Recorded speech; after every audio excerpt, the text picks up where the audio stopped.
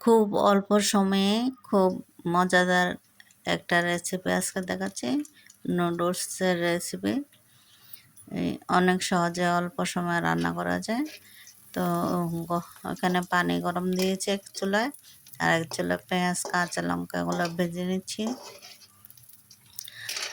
এই পানিতে আমি নুডলসের মশলাটা দিয়ে দিলাম, একটু তেল দিয়ে দিলাম। আর আরেকটা 2 প্যাকেট নুডলস রান্না করব, তো 1 প্যাকেট দিয়ে দিলাম পেঁয়াজের সাথে। এগুলো একটু পেঁয়াজের সাথে মিশিয়ে নেব। একদম অল্প সময় হয়ে যাচ্ছে মজাদার একটা নুডলস, দেখবেন। তো এখানে আমি মশলাগুলো দেওয়ার পর যখন পানি ফুটে উঠবে তখন নুডলসগুলো দিয়ে দিচ্ছি সিদ্ধ হওয়ার জন্য। একটু সিদ্ধ করে রান্না করব। তারপর এখানে আমি দিয়ে দিচ্ছি ডিম।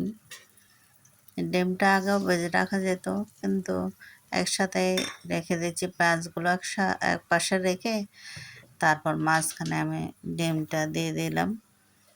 তারপরে একটু লবণ দিয়ে দিলাম, দিয়ে আমি এটাকে ঘুটে দেবো ভালোভাবে।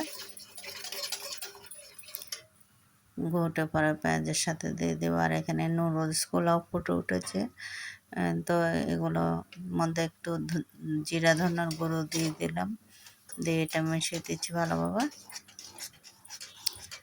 নুডলসগুলো ভেঙে দিলাম। তারপরে এখানে ডিমটাও আমি পেঁয়াজের সাথে মিশিয়ে দিচ্ছি।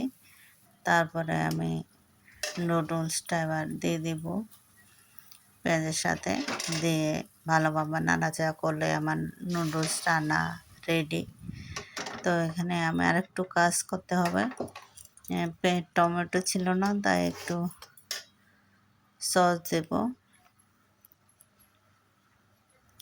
না দিলেও হবে, এমনি রান্না করা যায়। তাও একটু সস দিলে ভালো লাগবে, তাই একটু সস দিয়ে দিচ্ছি। সসটা পড়তেছে না, তো আমি আর একটু ছিদ্র করে নিয়েছি বড় করে। তো এবার দিয়ে দিলাম সস, দিয়ে এবারে ভালোভাবে মিশিয়ে নেব। এখানে মিশিয়ে নেওয়ার পরে ঝোলগুলো টেনে যাবে। তো হয়ে গেল নুডলস রান্না, মজাদার নুডলস সহজে রান্না করা যায়। সবাই একটু লাইক কমেন্টস এবং শেয়ার করবেন। সবাইকে অসংখ্য অসংখ্য ধন্যবাদ। বন্ধুরা ভালো থাকবেন।